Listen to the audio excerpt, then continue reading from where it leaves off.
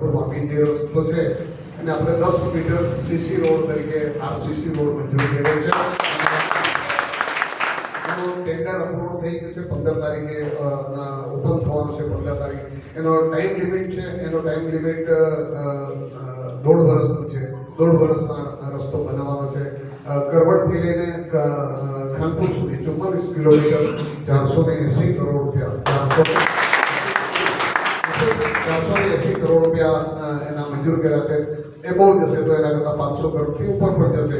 પણ ખૂબ ઝડપભેર અમે આપણા એમપી સાહેબને કીધું કે અમારા વિસ્તારમાં બીજું કંઈ કરતા નહીં. અમારા બે રસ્તા ધરમપુર પારડીથી નાસિક રોડ અને વાપીથી જે શામળાજી હાઈવે બે રસ્તા એવા છે કે અમારા ચારે બાજુના એ કપરાડા વિધાનસભા હોય કે મહારાષ્ટ્ર હોય કે ધરમપુર હોય કે પારડી હોય બધાને નાના મોટા સેન્ટર પર આવવા માટેની મુશ્કેલી છે. તો એના માટે ખૂબ ઝડપભેર પ્રોસેસ ચાલુ રહી છે, ચાલુ થઈ ગઈ. એને 10 વર્ષનો એનો ગેરંટી પીરિયડ જે ટેન્ડર અપલોડ કરીને એમાં જોઈ લીધું તો એનો ટાઈમ પીરિયડ 10 વર્ષ સુધીની એની ગેરંટી છે. બ્રિજ જે છે એ બ્રિજને ટૂંક સમયની અંદર મેન્ટેન કરીને આપણે બ્રિજને પણ શરૂ કરાવી દઈશું. જે હાલે જે બ્રિજ છે એને મેન્ટેન કરાવીને એ પણ આપણે શરૂ કરાવી દઈશું. અને જે નવું ટેન્ડર છે એમાં જે જૂના બ્રિજ છે એ જૂના બ્રિજ પણ મંજૂર કર્યા છે.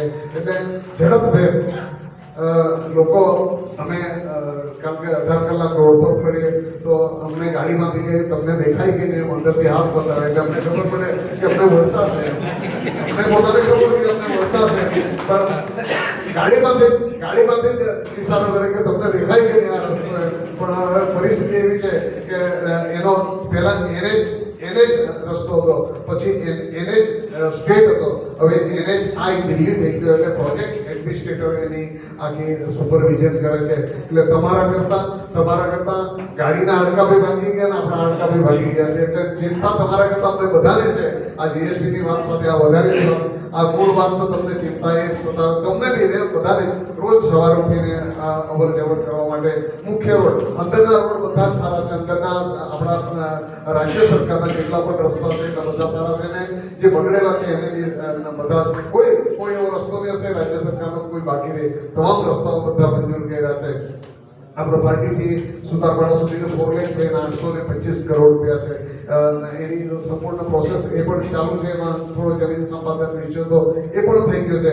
હવે જે આપણો જે વાપી કરવડથી લઈને ખાનપુર સુધીનો રસ્તો જે અત્યારે 7 મીટર પહોળો છે એના બદલે 10 મીટર પહોળો છે.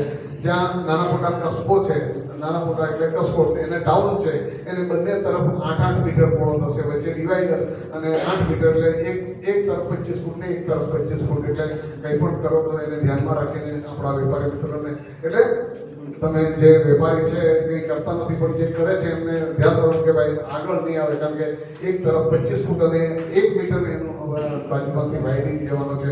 એટલે રસ્તો બનશે તો 10 વર્ષ સુધીનું સુખ મળશે. પણ કદાચ બને ત્યારે થોડી મુશ્કેલી પડશે. અડધો બંધ રહેશે, અડધો ચાલુ રહેશે એમ કરીને. કારણ કે સીસી રોડ બને એટલે બસિકથી બને એટલે થોડો ટાઈમ લાગશે. પીરિયડ ખૂબ ઓછો છે. 1.5 વર્ષનું સમરણ થઈ જશે. 1.5 વર્ષને બદલે ભલે 2 વર્ષ થશે પણ સારો બને તેની ચિંતા આપણી સૌ બધાની છે. ખાલી એટલી વધારેની શુભેચ્છા તમને આપું તમારા મનમાં. ધંધા વેપાર, કારણ કે ધંધા વેપાર ક્યારે સારો થાય જ્યારે રસ્તા સારા હોય તો લોકો આવે. એ તો કોઈ નાના મોટા લઈ જાય, ખરાબ રસ્તો ચાલ વાપી જાય કે આમ જાય એમ વિચાર કરે. વેપારી હંમેશા એ વિચાર કરે કે આપણે તો વેપાર વધારે થાય એ ચિંતા હોય છે. તો મારા તમામ નાના મોટા વેપારી ઉપસ્થિત રહ્યા તે બદલ આપ સૌનો બધા ખૂબ